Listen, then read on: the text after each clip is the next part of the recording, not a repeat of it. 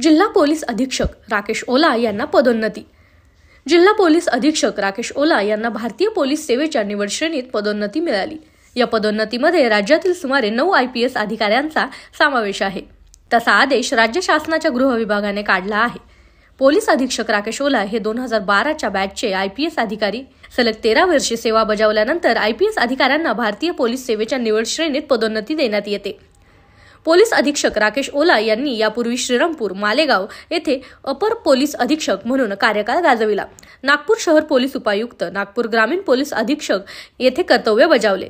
सलग 13 वर्षे सेवा पूर्ण केल्याने त्यांची भारतीय पोलीस सेवेच्या निवड श्रेणीत पदोन्नती मिळाली आहे।